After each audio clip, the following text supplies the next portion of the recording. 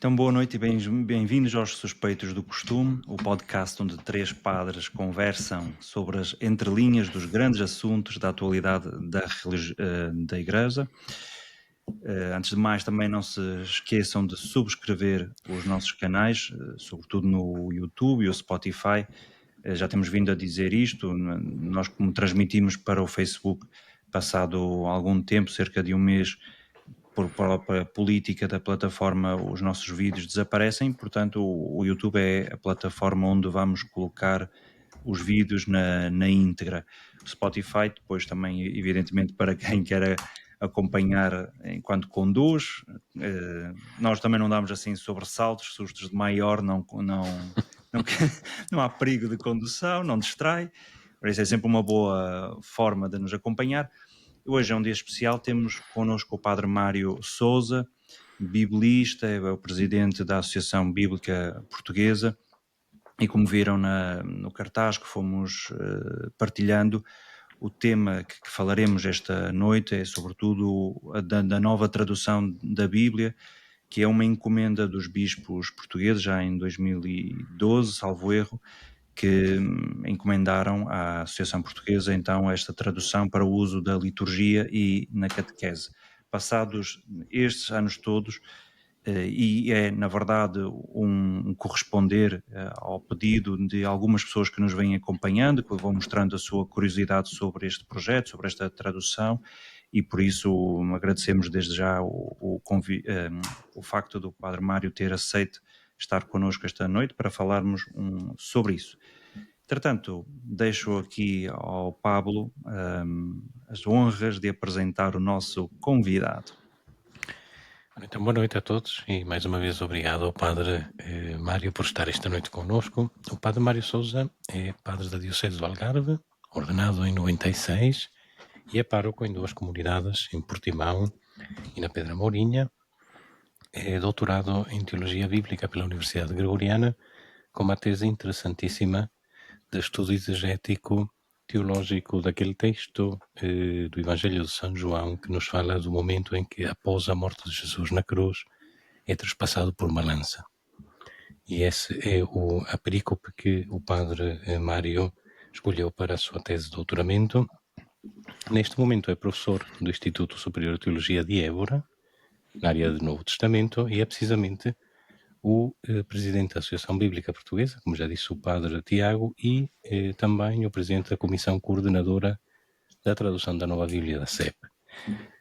Tenho a certeza que as pessoas que nos estão a ouvir já o conhecem, até por causa dos seus trabalhos publicados, particularmente o livro do Admonitor, que quase todas as comunidades paroquiais conhecem, publicado pelo Secretariado Nacional de Liturgia, por este monumental comentário ao Evangelho de São Marcos, que eu recomendo vivamente, publicado pela Paulus, e certamente também por um outro da Paulus,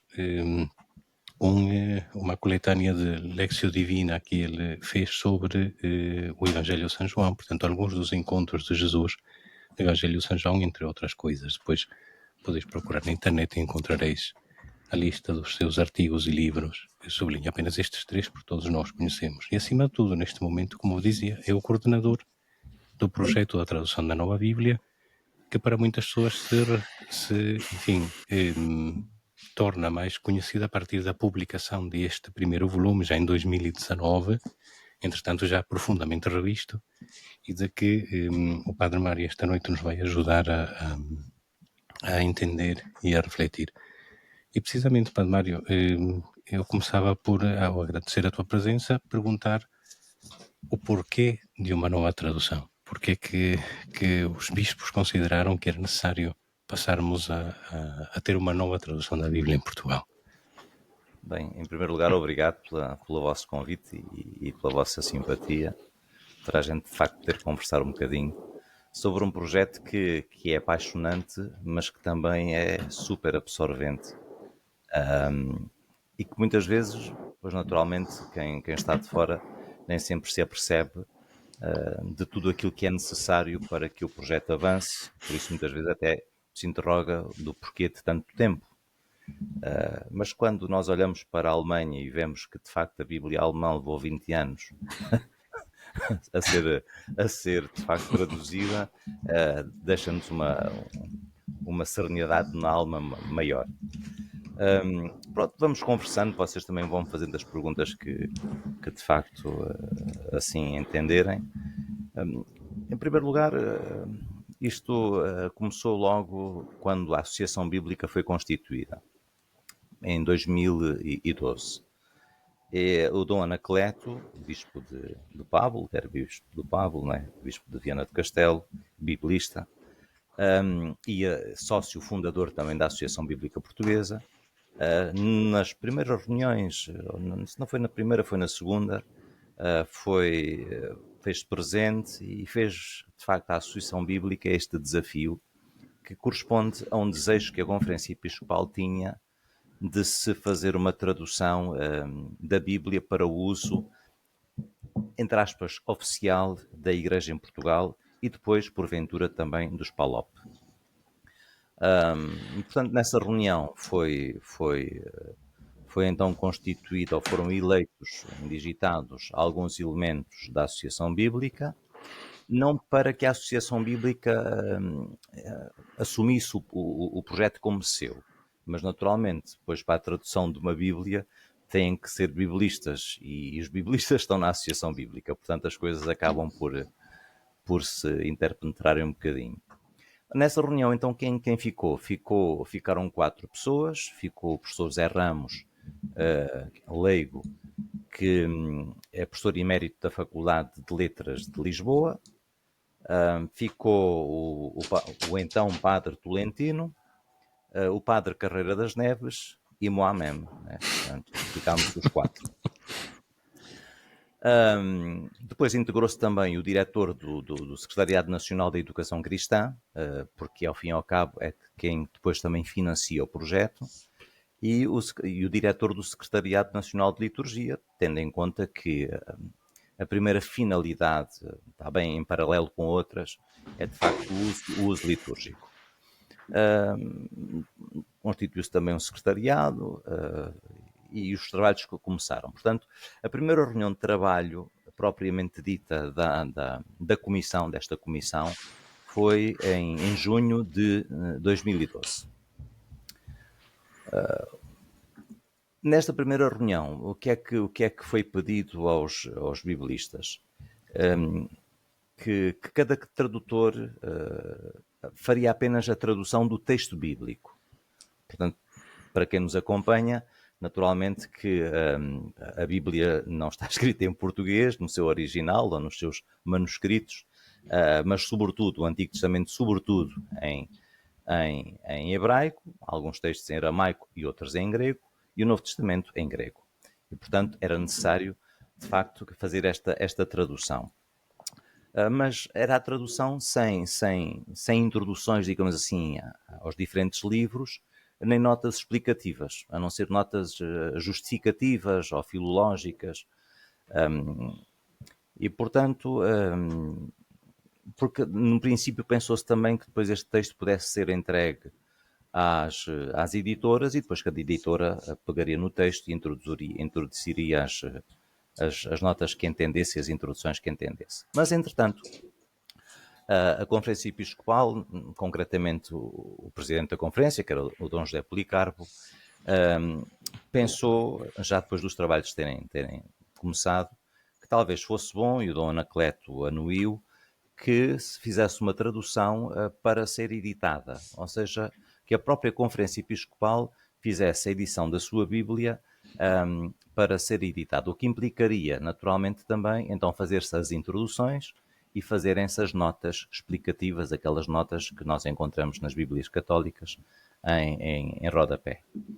Ora, isto alterou, porque alguns já tinham começado, de facto, a trabalhar, sem estar a introduzir notas, nem com grandes preocupações, naturalmente, nesse sentido. E, portanto, isto depois tem consequências, pois, como veremos, no andamento dos trabalhos, não é? Quando se muda a metodologia, já depois dos trabalhos começarem, pois é um bocadinho mais complicado. Mas, voltando um bocadinho atrás, constituiu-se também nesta comissão coordenadora, digamos assim, 2 subcomissões. uma subcomissão para o Antigo Testamento, tendo como coordenador o professor Zé Ramos, e uma comissão para o Novo Testamento, tendo como coordenador o padre Tolentino. À subcomissão do Antigo Testamento ficou agregado um bispo, Dom António Couto, e à do Novo Testamento, o padre Carreira das Neves e eu. Depois ainda se convidou, então, o padre Armindo Vaz para o Antigo Testamento, assim como a irmã Luísa Almendra, os dois professores na Faculdade de Teologia da Católica em Lisboa. Portanto, a subcomissão do Antigo Testamento ficou, assim para sermos mais claros, o professor Ramos, o Dom António Couto, o padre Armindo Vaz e a irmã Luísa Almendra. O Novo Testamento, o padre Tolentino, o padre Carreira das Neves e eu. Depois, o padre Carreira das Neves praticamente não teve intervenção na comissão, porque infelizmente depois adoeceu, depois acabou por partir para Deus, e portanto agregou-se a este grupo uma outra pessoa, o professor Pedro Falcão, que não é padre, nem sequer é biblista, é classicista, é professor na Faculdade de Teologia do Porto, e depois, mais tarde, também o padre Tolentino, até por causa, ainda não, o Papa ainda não tinha transformado a vida, mas ele tinha de facto estava muito empenhado na Católica, porque entretanto era vice-reitor da Católica e portanto era muito complicado, e acabou por ter que deixar a subcomissão do Novo Testamento. Então convidou-se o professor Zé Carlos, do Porto, da Faculdade de Teologia do Porto, para completar a equipa, e eu passei então a moderar o Novo Testamento. E pronto, os trabalhos começaram a desenvolver-se também com muito mais rapidez. Porquê? Porque até aqui os trabalhos tinham que decorrer presencialmente. Ora, um é de Lisboa, o professor Pedro Falcão, em relação ao Novo Testamento, do Porto, eu sou do Algarve, e portanto tínhamos que fazer viagens de facto muito demorosas, muitas vezes para depois nos encontrarmos e vermos 4 ou 5 versículos de um capítulo qualquer. A partir daqui começámos a trabalhar online e, portanto, a partir daqui é que de facto as coisas começaram a ter algum andamento assim significativo. Pois. Porquê? Respondendo à questão do Pablo. Porquê? Porque os textos que nós temos em português na liturgia foram traduzidos um bocadinho apressadamente ao seguir ao Concílio Vaticano II, embora eles não tenham qualidade. Eu gosto dos textos que utilizamos na liturgia, embora naturalmente com esta pressa que era preciso dar para o uso litúrgico, haja lacunas, haja de facto também erros e, sobretudo, só o que está traduzido são os textos litúrgicos, ou seja, não é a Bíblia toda. São os textos que se usam na liturgia, seja nos diferentes rituais, seja na liturgia das horas, no abreviário, como antigamente se dizia. E, portanto, optou-se, isto era uma primeira hipótese, não é? Pegar nos textos como nós os tínhamos na liturgia, ainda os temos, que são os que a gente usa, completá-los, corrigi-los. Depois a Conferência Episcopal decidiu que não, que se fazia uma tradução de raiz, precisamente por estas circunstâncias de que vos falava. E, portanto, a razão foi essa. Mas, por exemplo, mesmo sobre isso já me perguntaram porque é que, ao invés, vamos dizer, de fazer este trabalho de raiz, porque não pegar de algo que já existisse, como vamos dizer, a tradução dos capuchinhos, não é? Se o propósito dessa tradução é diferente, não se adaptaria, ou tem a Bíblia da Paulus, tem outras, não é? De Jerusalém, por aí adiante. Ou não era aconselhável, há alguma razão para não se ter pegado ou partido de traduções já existentes? Eu não sei responder assim com muita precisão a essa pergunta. É uma pergunta, naturalmente, que já outras pessoas também me fizeram. Eu sei que foi uma opção da Conferência Episcopal, talvez por questões editoriais, mas também pelas orientações da Santa Sé. A Santa Sé dá orientações muito concretas sobre esta tradução que é para ser usada oficialmente. Vamos usar a palavra, eu não gosto mas para a gente se entender em todas as dimensões da vida eclesial. E uma dessas orientações é uma tradução o mais literal possível. Depois já podemos falar um bocadinho sobre isto, que isto depois também entra aqui um bocadinho em confronto com a questão da Neo-Vulgata, que é a tradução latina. E, portanto, nem todas as Bíblias seguem este critério. A dos Capuchinhos, na minha perspectiva, é uma boa tradução, já tem há alguns anos, continua... É de 98. Exato. Continua, na minha perspectiva, a ser atual, mas a conferência, a igreja, digamos assim, portuguesa, sentia necessidade de ter uma tradução sua. Essa questão foi posta, eu recordo-me que essa questão foi posta, inclusivamente pelos Capuchinhos, logo nas primeiras reuniões. Mas pronto, a Conferência Episcopal depois decidiu desta maneira, à imagem daquilo que é próprio de todas as outras conferências episcopais, da italiana, da espanhola, da francesa, etc, etc, etc. Todas têm, porque essa é também a orientação que vem de Roma. Exato, tomando um pouquinho aquilo que o Padre Mário estava a dizer, que as pessoas que nos estão a ver têm presente que se nós quiséssemos ter na mão uma Bíblia conforme o texto que utilizamos na missa, não a temos em Portugal. Portanto, quando as pessoas querem preparar as leituras, têm de procurar um lecionário ou um missal popular, não é? E a mesma coisa acontece quando querem utilizar os textos da Eucaristia na catequese. Têm que ou vão buscar um lecionário, precisamente, ou um missal, mas não têm, todas as crianças não têm um lecionário ou um missal, mas têm todas uma Bíblia. E daí que a Conferência Episcopal tivesse querido que houvesse esta unidade, tanto na catequese como na liturgia, de uma única Bíblia que fosse possível aceder para a vida pastoral da Igreja em Portugal. De facto, foi a Santa Sé que pediu um pouco a todas as conferências episcopais no mundo que fizessem essa revisão, porque a maior parte delas ainda, como nós, continuam a utilizar as traduções que surgiram no pós-concílio. E eu posso dizer, se calhar, que é um motivo de uma certa alegria e uma certa, talvez, digamos, até vaidade para Portugal, não é? O Padre Mário estava a dizer um bocadinho que a Bíblia na Alemanha foi um projeto de 20 anos, não é? No caso da Inglaterra, a opção que fizeram, na minha opinião, não foi nada feliz. Os bispos da Inglaterra e do país de Gales decidiram assumir, precisamente, uma tradução em inglês já existente, não é? A English Standard Version, que é uma tradução feita por exegetas protestantes, mais os livros deuterocanônicos, e a qual, enfim, negociaram algumas mudanças editoriais, não é? Para poder torná-la um pouco mais apropriada à proclamação litúrgica na Inglaterra. Portanto, não fizeram este trabalho moroso e exigente que está a ser feito em Portugal de criar uma comissão de tradutores, fazer um longo trabalho de tradução, de revisão e de criação, não é? De uma edição de raiz, de uma nova tradução da Bíblia. Não é? Portanto, a ideia é um pouquinho essa, que possa haver à disposição das pessoas em Portugal uma Bíblia que é utilizada na liturgia, na catequese e depois, obviamente, também a título pessoal de estudo, etc., para além das outras que estão disponíveis e que são sempre uma riqueza. Eu, se calhar, acrescentava entre as motivações o facto de que os estudos bíblicos também não pararam há 20 anos atrás, ou há 27, se olharmos para a data em que foi publicada a primeira edição da Bíblia dos Capuchinhos. Já passaram 27 anos, não é? Uma nova geração, tanto de biblistas como de cristãos que utilizam hoje em dia até a língua portuguesa de uma forma diferente.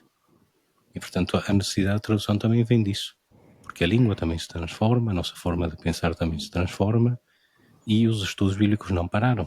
E, portanto, isso também acaba por ser refletido nestas novas traduções, nas notas, nos textos que são apresentados nas introduções, etc. Não é? Se calhar perguntava ao padre Mário ou Paulo, tu queres fazer alguma intervenção? Não, eu imagino até quando o Padre Mário estava a falar quando começaram a trabalhar online, que a pandemia deve ter dado uma ajuda na tradução, não sei, imagino eu. Mas Mas era uma questão que tinha a ver quando ele referiu a questão dos PALOP e este uso dos textos na liturgia, que é na verdade o nosso missal, a tradução usada em Angola, Cabo Verde, Guiné, Moçambique, Santo Tomé e Príncipe e Timor.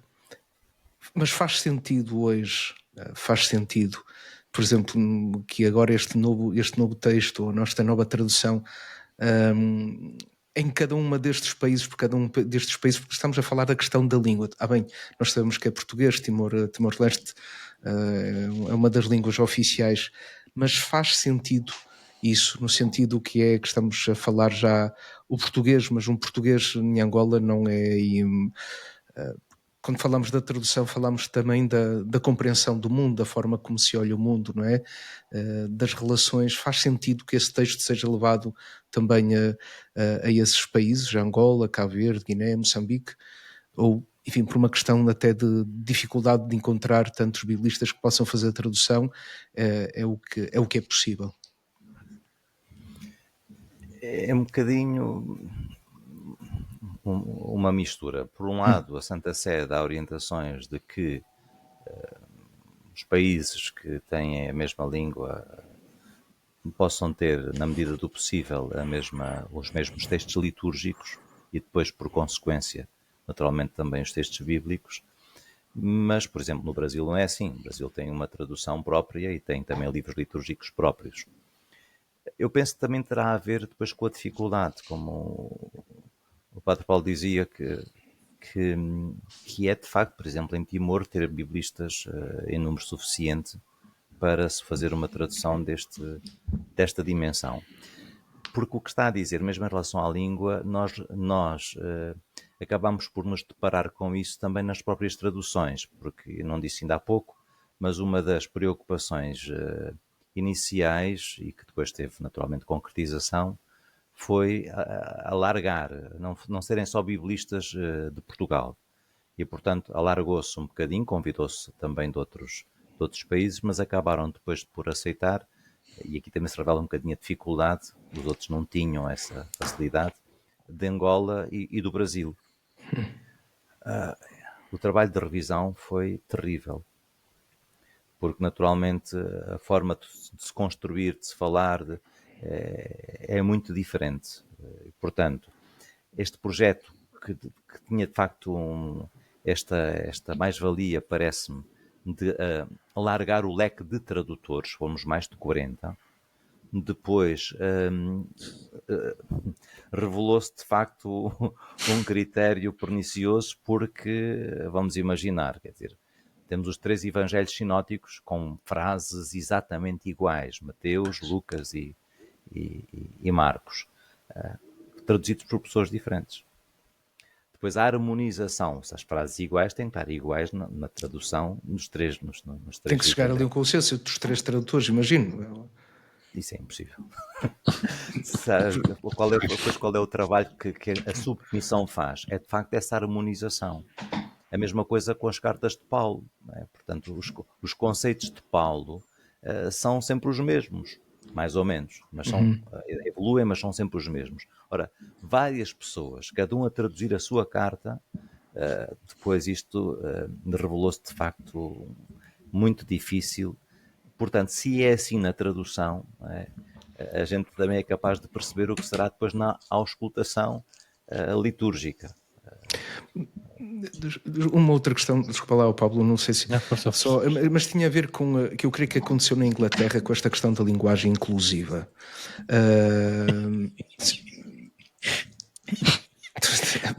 Lembramos um episódio, eu vou contar depois vou contar.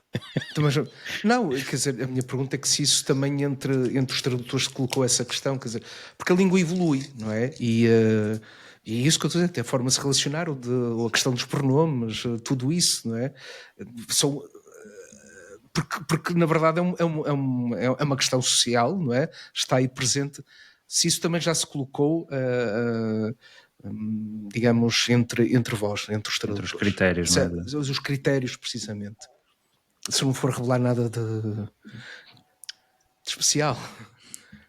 Eu tive aqui um momento que Sim, não do consegui corte. apanhar. Tinha a ver com a Sim. questão da linguagem inclusiva, nomeadamente a questão dos pronomes e tal, que também se colocou em Inglaterra na tradução.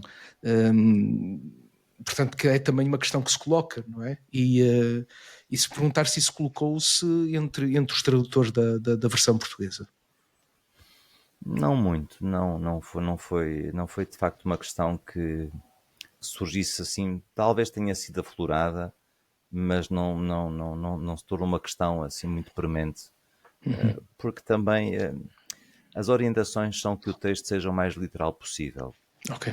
Sim. Isso são sensibilidades naturalmente do nosso tempo e legítimas, mas que depois é muito difícil conformar com estes critérios, que é não adulterar o texto. E, portanto, de facto, não foi algo que fosse assim muito discutido. No caso da língua inglesa, acabou por, em alguns casos, ser, digamos assim, contornado pelo facto que os pronomes possessivos para a segunda pessoa do singular e do plural não tem género. Portanto, o tu não é depois declinado em masculino e feminino, não é? Nem o vós, ou vosso, ou vossa, não é? Acabam por ser apenas numa única formulação e, portanto, acabou por ser contornado dessa forma. Embora, em alguns casos, se impediram que algumas das expressões que aparecem no masculino fossem passadas para o plural, não é? Precisamente para colocá-las de uma forma mais inclusiva, não é? Eu lembro-me há uns anos atrás, numa certa comunidade de língua italiana, que se pôs essa grande questão da linguagem inclusiva, não é? E houve alguém que fez uma longa exposição de quase meia hora a propósito das virtudes da linguagem inclusiva na liturgia, etc, etc, etc. E a um certo ponto a conversa estava a ficar quase a cair no ridículo, não é? E eu disse que aceitava e achava muito bem se utilizasse linguagem inclusiva na liturgia, desde que passássemos a ter, em todos aqueles casos onde a liturgia fala de pecadores, que se falasse de pecadores e pecadoras. E desde que se falasse assim, eu aceitava a linguagem inclusiva.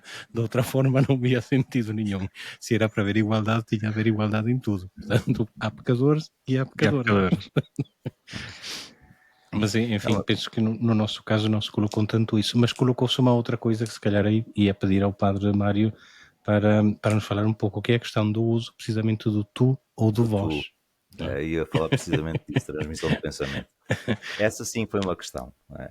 E uma questão que se pôs logo no início. Nós temos uma grande tradição de tratar a Deus com a segunda pessoa do plural, não é? Por vós.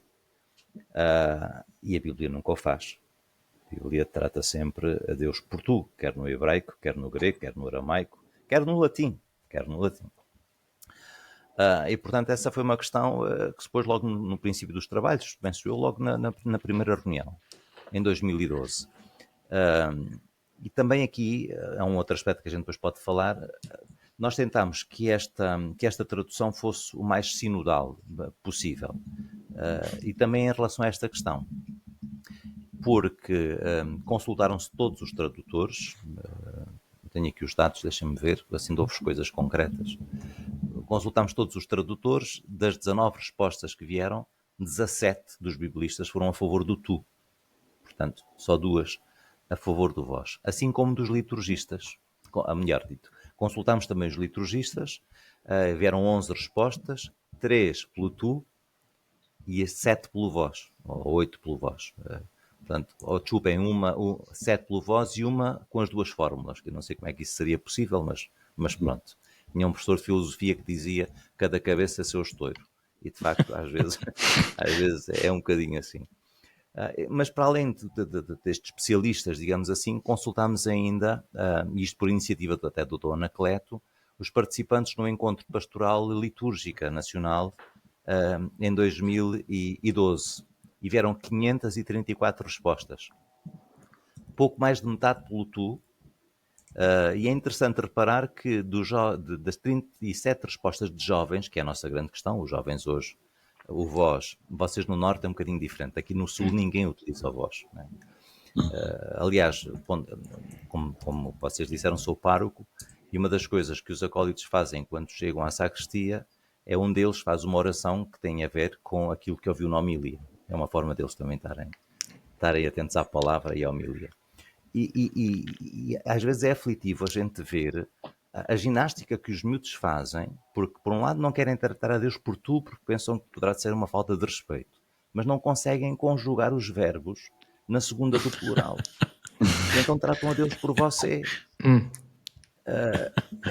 Porquê? Porque, de facto, o vós, vocês aí em cima ainda utilizam muito, nós aqui em baixo ninguém usa o vós, não é? E, portanto, é muito complicado para as novas gerações, pensávamos nós, que isso acontecesse. O que é facto é que destes 37 jovens que foram consultados no Encontro Nacional de Liturgia, ou seja, com menos de 25 anos, 20 pelo tu e 17 pelo vós. Se calhar alguns eram do sul, outros eram do norte, não faço ideia. Pode ser isso.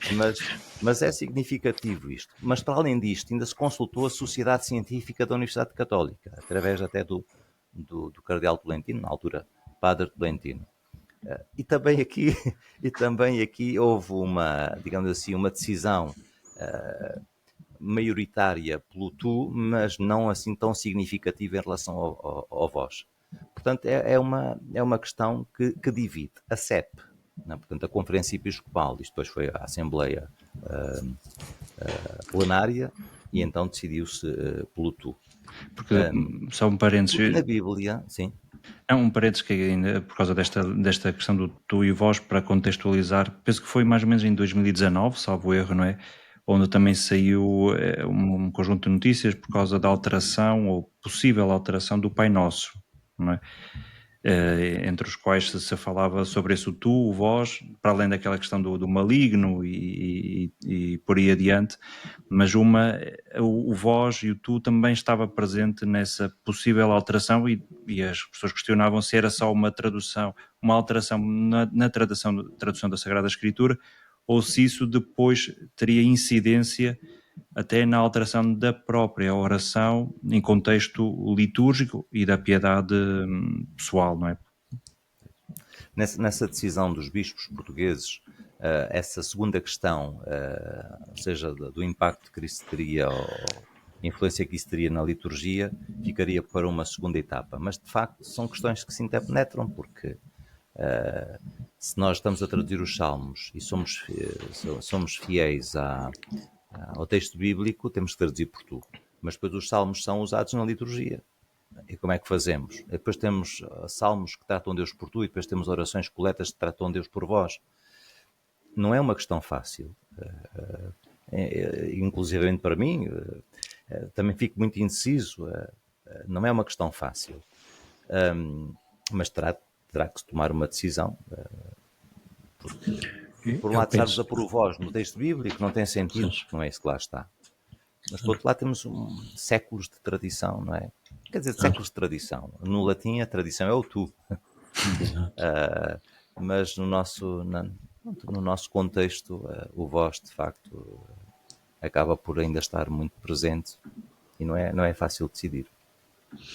É provável que talvez a tradução do Pai Nosso venha a mover para um lado ou para o outro, ou fazer o pêndulo cair, enfim, para um lado ou para o outro, penso eu. Isto é, quando talvez as pessoas se habituarem a ouvir o texto e porventura rezar o Pai Nosso com o tu, não é? Talvez isso depois permita também a curto ou médio prazo fazer que também as orações do missal, passando para o tu, não soem tão estranhas, não é? Certamente na primeira fase irá provocar uma grande, talvez não direi desconforto, mas uma grande estranheza ao ouvir as orações em tu, não é? No entanto, eu penso que uma das coisas interessantes que uma nova tradução também tem é a estranheza que vai provocar, no sentido que nós nos habituamos a ouvir os textos ao longo dos anos da mesma forma e acabamos também por ficar um pouquinho surdos à novidade do próprio texto. E a leitura do texto numa versão diferente, com virtudes e defeitos, porque uma tradução nova não significa que seja melhor, ou ter aspectos melhores e outros que sejam mais frágeis, não é? Mas a própria estranheza, não é? Que provoca uma versão diferente, ajuda a parar com mais atenção sobre o texto. a própria estranheza provoca uma reflexão diferente, dizer, nunca tinha pensado nisto, nunca tinha reparado neste aspecto, não é? E, portanto, até uma certa revisão frequente dos textos permite isso mesmo, não é? Que olhemos com mais atenção para o texto e que possamos descobrir nele outros matizes, outras cores que nunca tínhamos notado, não é? Daí que até mesmo quando a gente estuda o texto bíblico, não é? É aconselhado, e embora isso em Portugal, ou na língua portuguesa em geral, não seja muito comum, noutros países é muito comum, que as pessoas quando estão a escrever qualquer texto de exegese ou de teologia bíblica, referem às várias traduções disponíveis e colocam entre parênteses a forma como diferentes tradutores trataram esse mesmo texto, não é? Entre nós isso não é muito comum, mas é de facto algo que enriquece muito a leitura, não é? E a reflexão sobre o texto bíblico. E a nova tradução, até por isso, penso que trará uma grande riqueza para a vida litúrgica, catequética, pastoral, espiritual dos cristãos em Portugal. Para Tiago. Não, depois eu também estava aqui, acho que tinha algum interesse em perceber esta questão da dinâmica do envolvimento da comissão com os cristãos em Portugal, não é? Na medida em que a tradução tem vindo sendo feita aos poucos e se calhar com maior até firmeza a tradução do Evangelho, não é? E dos Salmos, que depois deu origem àquele livro que nós colocámos na capa, e eu penso que na altura onde se pedia sugestões, feedback, que em parte até que as pessoas fossem começando a utilizar e a dar o seu feedback. Eu, por acaso, a título de curiosidade, fui ver, pelo menos desde 2019, quanto é que tínhamos vendido na livraria esta Bíblia. Vendemos 250 unidades. Eu acho que é bom, quer dizer, para sendo Para a livraria de Herminho? Não, com certeza, não é? Com certeza. Mas tem sido feita uma campanha forte até no último ano, ou os últimos 2 anos, para ainda sair mais essa Bíblia. No fundo, as duas coisas. Qual foi o feedback que as pessoas deram? Como é que correu esse processo de receber? Se houve ecos das pessoas conforme iam rezando, lendo? E a segunda, que é algo que também vão questionando, é ok, eu tenho esta Bíblia, posso continuar a utilizá-la no tal contexto litúrgico? Posso continuar a utilizar no estudo da Sagrada Escritura? Ou ela serve para um propósito mais limitado? Ou circunscrito, melhor? Bem, essa edição que nós temos física e que faz capa também deste nosso encontro é provisória. E a intenção foi precisamente essa, ou seja, pôr cá fora um texto que é fruto dessa primeira fase de trabalho, que isto entretanto já evoluiu a sensibilidade e já lá vamos, para que de facto o trabalho pudesse ser acompanhado pelo povo de Deus e pelas pessoas de boa vontade que se interessam, que gostam, e que pudessem então dar os seus contributos para o melhoramento do texto. Mesmo a nível da tradução, porque há pessoas que entendem grego, porventura hebraico, e que têm dado até sugestões sobre uma coisa ou outra. Mas, sobretudo, a nível da compreensibilidade. Ou seja, porque se o texto se destina à proclamação de um modo particular, é importante que esse critério esteja muito presente. Na comissão há muitas sensibilidades, naturalmente. Por exemplo, sou pároco. Quando estou a ler um determinado texto, dou catequese de adultos desde que fui ordenado. Todas as noites, todas as semanas, pelo menos 2 noites são para catequese de adultos. Uma das questões que me põe é, este texto nas mãos de um dos meus catequizandos, entre aspas, é compreensível. E, portanto, nós temos de ter aqui um outro critério que é, se a palavra é palavra de Deus, mas não é compreensível, deixa de ser palavra de Deus. Se através daquela palavra, daquela tradução, Deus não consegue comunicar com o seu povo, então aquela tradução perde a sua natureza, que é ser instrumento para que a palavra de Deus chegue ao coração e à vida das pessoas. E, portanto, isto é uma sensibilidade que tem sido afinada nos últimos tempos e que talvez não tivesse tão presente na primeira edição. Porquê? Por causa desta orientação, que é legítima e que de facto é uma orientação importante, de o texto ser o mais literal possível. Só que o que é que acontece? Muitas vezes os tradutores confundem literal com literalista. Nós temos passagens, eu estou-me a recordar de uma do Magnificat nessa edição, em que a gente lê a frase e diz o quê? E tem que ler 2 ou 3 vezes. E o facto do texto ter chegado às mãos das pessoas ajudou a que essa sensibilidade se tornasse um bocadinho mais presente nas traduções futuras. Não estava previsto depois que os outros livros fossem postos em público, ou seja, só no final é que porventura apareceria a Bíblia física na sua totalidade. Mas consideramos que depois já disto, até depois da morte do Dom Anacleto, consideramos que não, que era importante, não só para marcar o ritmo das comissões, mas também para que as pessoas tivessem acesso aos textos, que todos os meses, e no dia 1 de cada mês, isto tem acontecido desde 2021, penso eu, todos os meses, então saísse um novo livro. Isto tem possibilitado a continuidade do processo. Tem-nos chegado, de facto, as chegas muito pertinentes. Também nos chegam coisas, enfim, quer dizer, daquilo que me chega a mim, que o secretário envia para as subcomissões, coisas que têm a ver com as sensibilidades, mas não têm a ver com critérios que são importantes para uma tradução litúrgica ou pastoral. Agora tem-nos chegado coisas, até às vezes a nível de pontuação e coisas do género. Tudo isto são coisas de facto importantes, mas sobretudo parece-me que isto permitiu que as pessoas se aproximassem do texto, que o lessem com alguma profundidade e que ajudassem a burilar um texto que é da Igreja e para a Igreja. Isso acho que é muito, na minha perspectiva, acho que foi muito bom neste processo.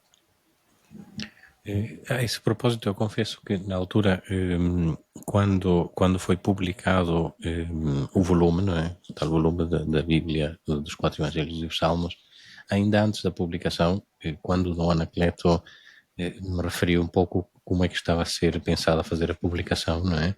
Que Deus o tenha.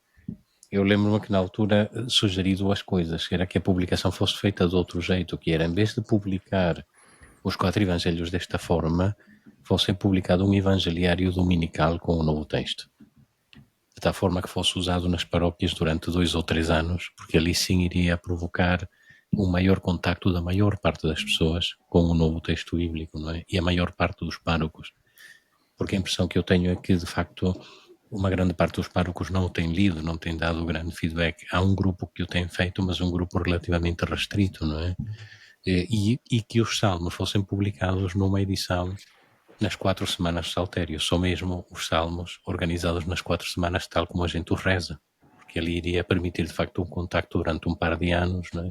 Que talvez pudesse provocar ainda mais feedback. Mas seja como for, acho que permitiu um primeiro contacto mais real, não é? E sobretudo fez que este projeto de uma nova tradução chegasse ao conhecimento dos cristãos em Portugal, porque até ali era algo muito de gabinete. E isto de facto tornou de alguma forma mais real que a tradução estava de facto a ocorrer. Entretanto, nós temos uma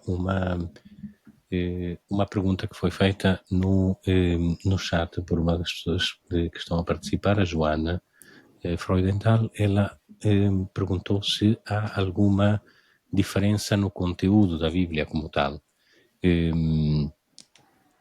Portanto, eu não tenho muito bem a certeza se refere ao conteúdo em termos da formulação dos textos ou se há alguma diferença nos textos que são apresentados, não é? A partida nos textos como tal não há diferença, isto é, continuam a ser os mesmos livros da Bíblia que estão disponíveis nas outras edições católicas, não é? Mas não sei se o Padre Mário quer dizer alguma coisa a este propósito, não é? As principais diferenças no conteúdo. A nível de conteúdo, quer dizer, há uma questão ou outra que são questões um bocadinho mais sensíveis. Naturalmente, a nível de conteúdo, a Bíblia duas pessoas a traduzir, traduzem de maneira diferente, mas o conteúdo é o mesmo. Pode é a forma ou as palavras serem sinónimas, sabemos disso, não é? Portanto, é natural que isso também aconteça com este texto. Mas depois há questões mais sensíveis. Aliás, nós já pusemos uma série delas à conferência, porque a nós compete-nos apresentar os critérios académicos. Depois tem que haver um critério também pastoral. Por exemplo, ainda agora o Padre Tiago falou da questão do maligno, não é? E isso apareceu de facto na primeira, nessa edição dos Evangelhos e os Salmos. Porquê? Porque de facto o grego, não, quando a gente livrai-nos do mal, para nós o mal tem uma concepção moral. Normalmente é aquilo que nos vem à mente. E não é isso que lá está no grego. Quando fala do apotu poneru, ou seja, é do maligno, é do diabo, é de Satanás. A gente agora pode ter outra sensibilidade, e cada um naturalmente tem direito a isso. Agora, um biblista não pode dizer que aquilo é um mal moral. Aquilo que lá está é tu poneru, está com o artigo definido, é o mal, o maligno. De facto, quando a gente, por exemplo, compara depois os textos sinóticos, para a gente fundamentar isto, por exemplo, em Mateus, no mesmo Evangelho, estamos a falar do Pai Nosso de Mateus, capítulo 5. Quando nos aparece em Mateus 13:19 a expressão hoponeros, ou seja, o mal, o maligno, vou utilizar assim, no texto paralelo de Marcos, estou a falar de Mateus 13:19, se quiserem ver na Bíblia podem ver que não, que estou a dizer a verdade. No texto paralelo de Marcos, corresponde este hoponeros, maligno, a Satanás.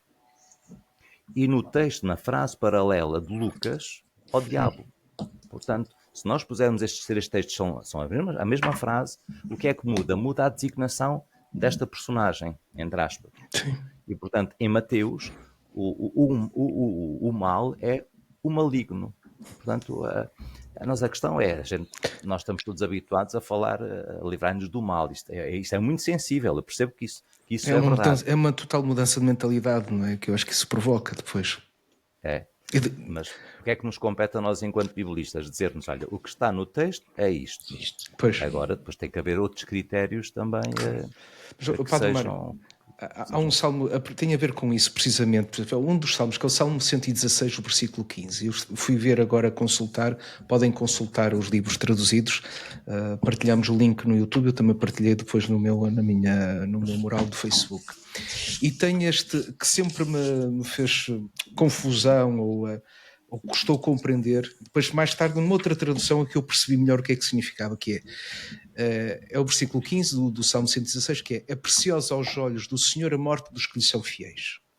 E é interessante, precisamente porque agora fui ver, e este tem uma nota, não é? Que diz, a expressão hebraica de que é preciosa aos olhos do Senhor pode também ser interpretada como é dolorosa aos olhos do Senhor.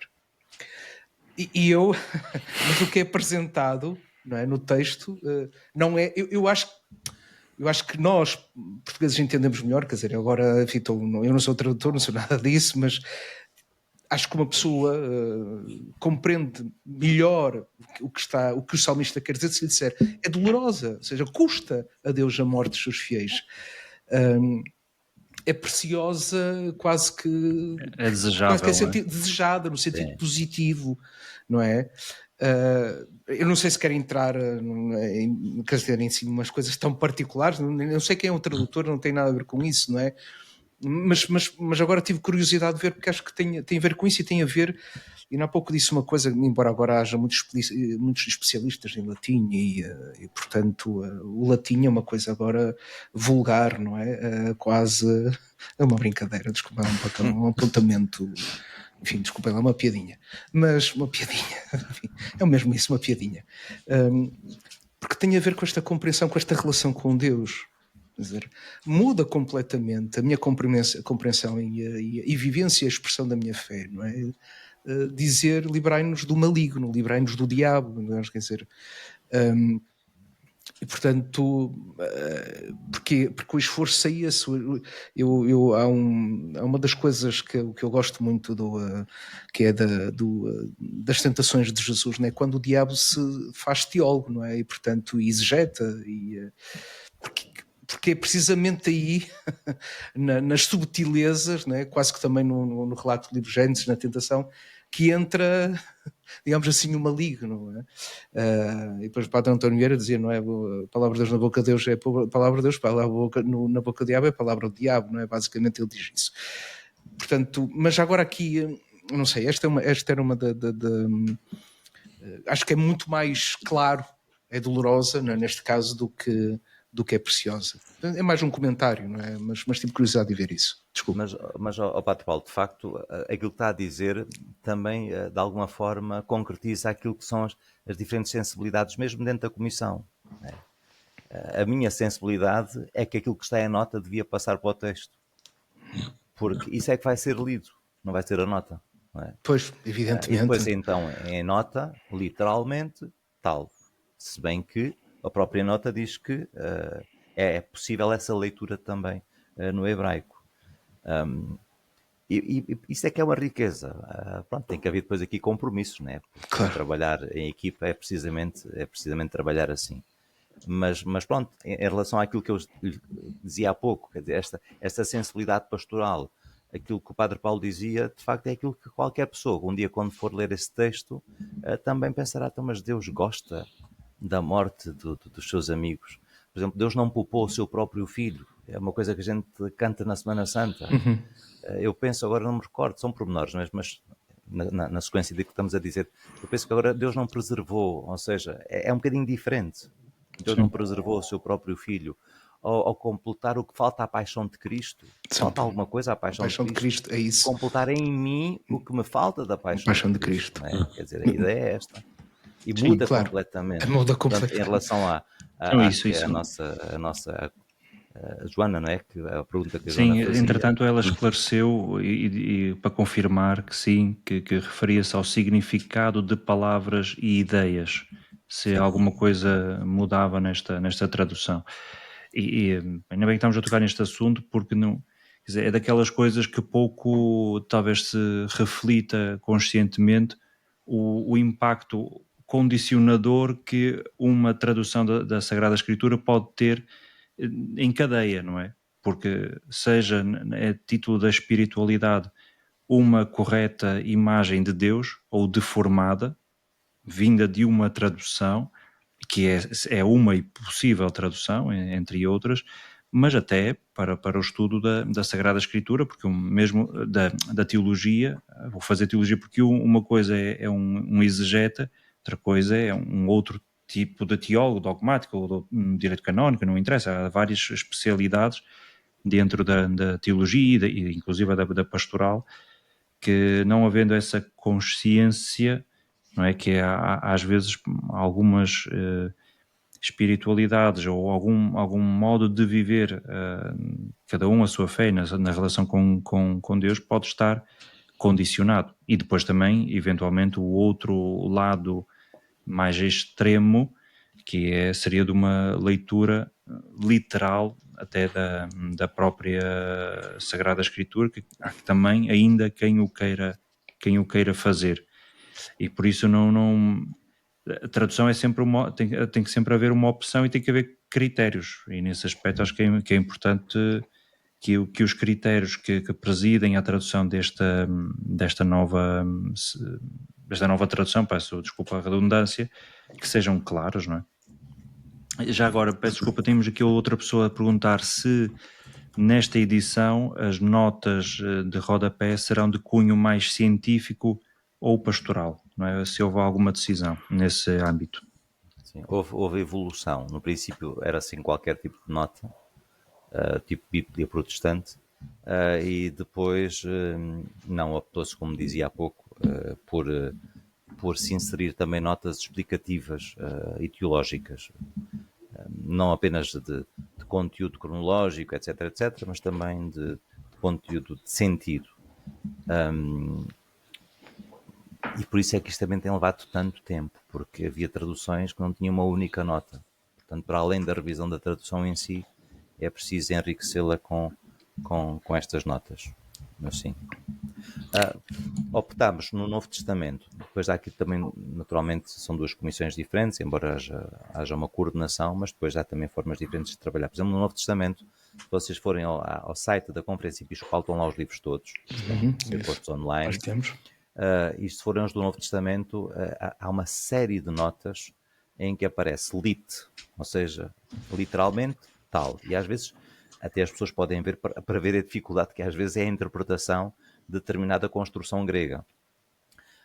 Isso não vai depois aparecer na sua maioria na Bíblia, porque senão então teríamos que ter um volume imenso.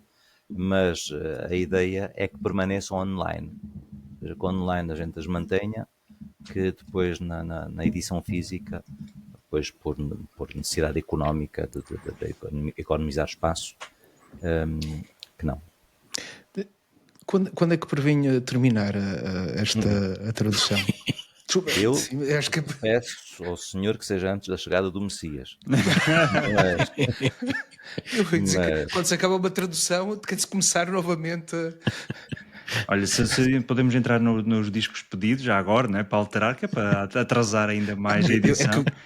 Tem algumas pessoas à procura que não há muito, que é a versão aquela Red Letter Edition, que é pôr a vermelho as palavras de Jesus, porque as pessoas querem saber quais são mesmo as palavras dele. Se puderem fazer assim uma segunda edição Red Letter, alguns clientes agradecem.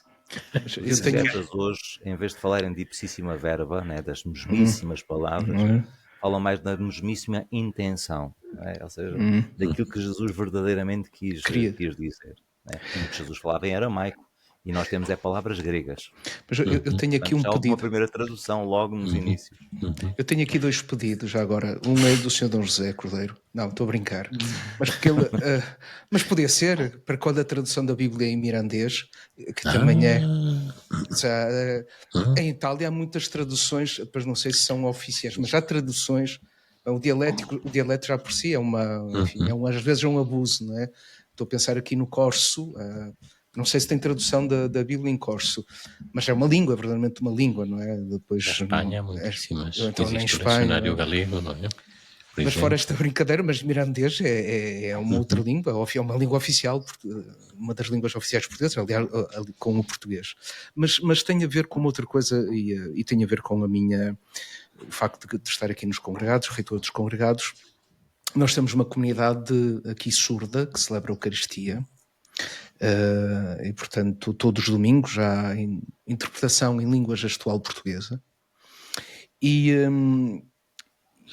nós não temos nada, quer dizer, não há nenhum trabalho, há o Santuário de Fátima também tem uma equipa de intérpretes, mas há aqui umas situações muito sérias a propósito disto da interpretação, que é da formação dos próprios intérpretes, da compreensão, por exemplo, traduzir graça, traduzir trindade, glória, assim, para complicar, não é? Mas o facto é que todos os domingos, as missas que são transmitidas, não é, nas nossas, portanto, pelas nossas televisões, têm um intérprete em língua gestual portuguesa, não é? Que estão a traduzir, que estão a interpretar o texto. Exato.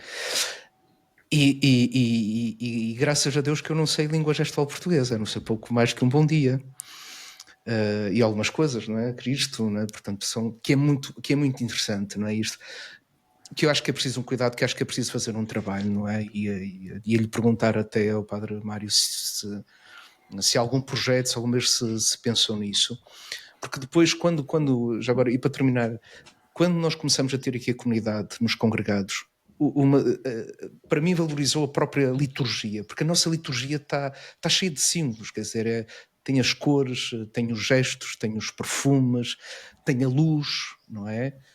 Tem tudo isso, mas há uma dimensão extraordinária, não é? Muito cristológica da interpretação de língua gestual, que é tornar visível o verbo, não é? Com gestos, com o rosto, com a presença, com a expressividade, não é? E essa é uma visão que nós temos quando começamos a contactar e ver as intérpretes a realizar o seu trabalho. Às vezes é dentro da liturgia ou outra liturgia, por exemplo, quando se canta, não é?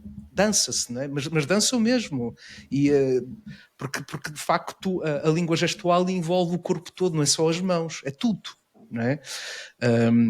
E portanto, eu sei que há projetos em Espanha, há projetos em França, e para traduzir o livro demoram anos e anos, porque é necessário envolver a comunidade surda nestes projetos. Mas ganhem coragem, é isso, coragem para pensar. Quando terminar este, podem terminar outro. Antes do mirandês, porque o mirandês, há 2 ou 3 pessoas em Mirandela que falam, estou a brincar, mas há muitos mais surdos, para além daqueles que de facto são surdos, há os outros também, tem uma certa surdez de coração, mas pronto, isso é outra realidade. Já não vai lá. Já é mais difícil.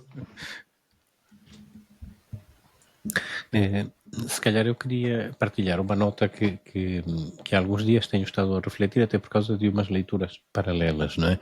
Que é, para nós católicos, ou cristãos em geral, mas para nós católicos particularmente, a Sagrada Escritura é uma das manifestações da ação do Espírito Santo. E é uma ação do Espírito Santo que é contínua.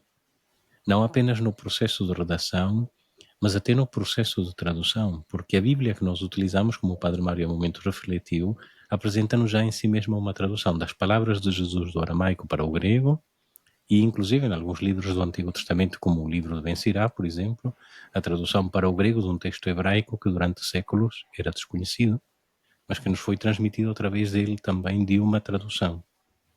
E, portanto, esta ação contínua do Espírito, não é? Que transcende as línguas, porque, de facto, na Sagrada Escritura temos precisamente hebraico, aramaico, grego, que nos foi transmitido durante séculos na tradição latina através do latim, não é? E que hoje em dia temos nas traduções nas línguas vernáculas, não é?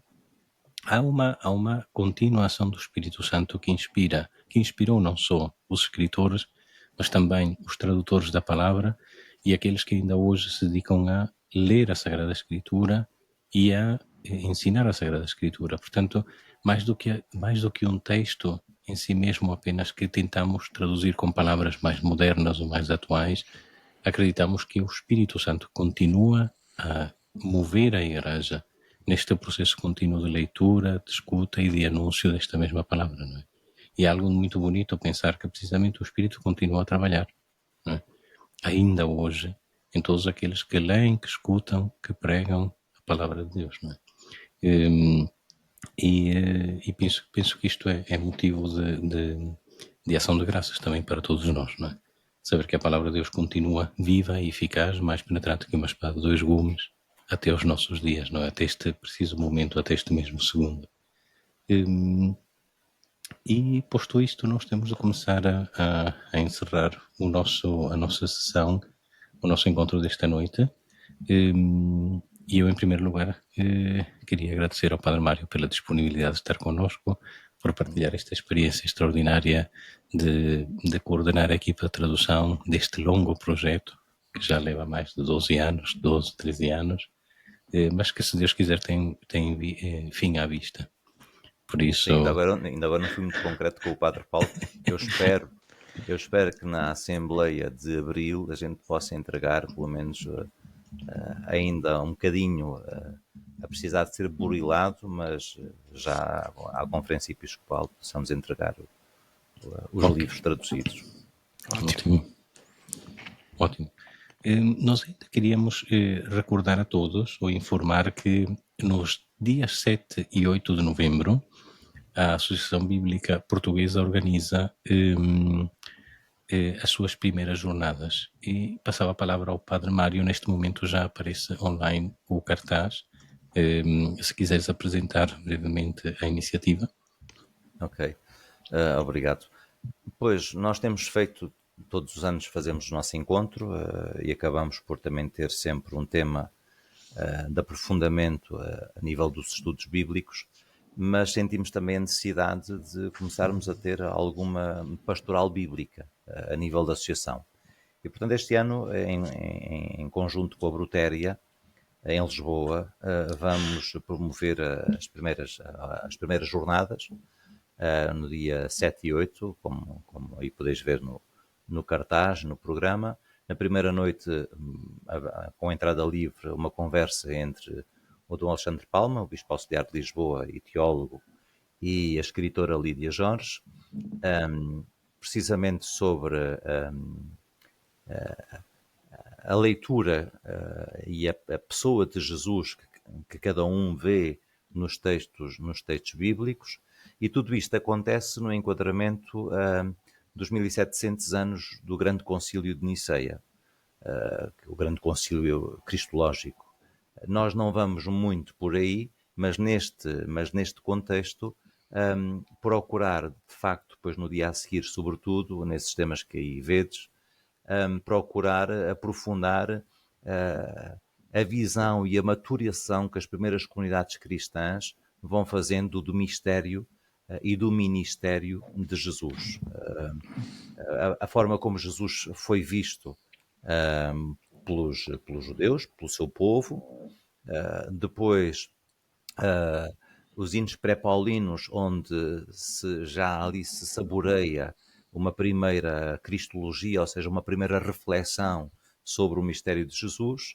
Depois o Jesus que nos aparece nos evangelhos sinóticos, portanto Mateus, Marcos e Lucas, e depois em João, no quarto evangelho, quando a comunidade já mais amadurecida faz uma reflexão muito mais aprofundada sobre a dimensão divina, naturalmente a natureza humana, mas também a natureza divina de Jesus. Não é que não esteja já anteriormente, mas no Evangelho de João com muito mais, digamos assim, com muito mais aprofundamento, digamos.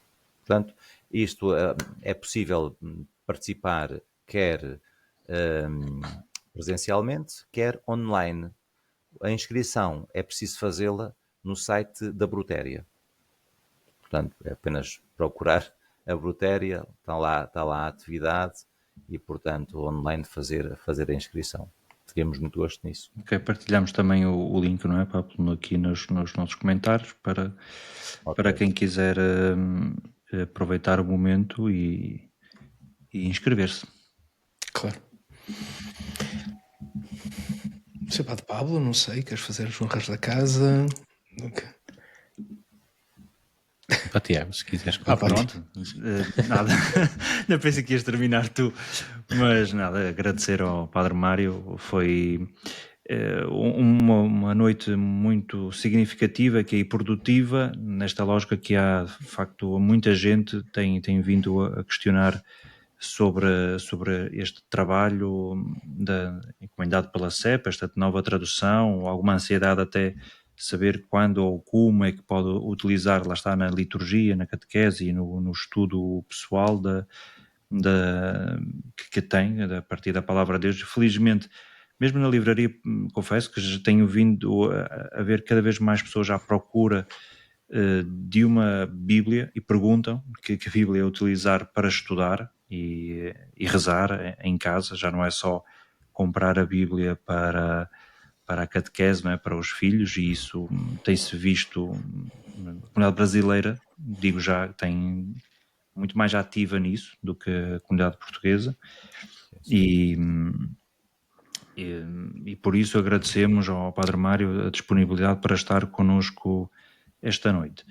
Entretanto, também renovo o nosso convite para partilharem e subscreverem os canais onde estamos presentes, no Spotify e no YouTube. Amanhã mesmo esta conversa em alta definição, com todos os conteúdos, sem nenhum corte, com máxima qualidade, estará disponível no YouTube. E voltamos a encontrar-nos no dia 12, que é uma quarta-feira. Também atempadamente divulgaremos a temática da nossa conversa. Uma boa noite a todos os que nos acompanham, fomos partilhando algumas coisas. Boa noite também a vocês e vemo-nos em breve. Sim. Boa noite e não se esqueça de subscrever os nossos canais. Isso. Modo particular no YouTube. Somos mesmo os influencers muito fraquinhos. Fraquinho. Vendemos muito pouco o nosso produto. Obrigado. Ora, então, noite. boa noite a todos. Obrigado. Boa noite. Boa noite. Obrigado, Boa noite. Boa noite.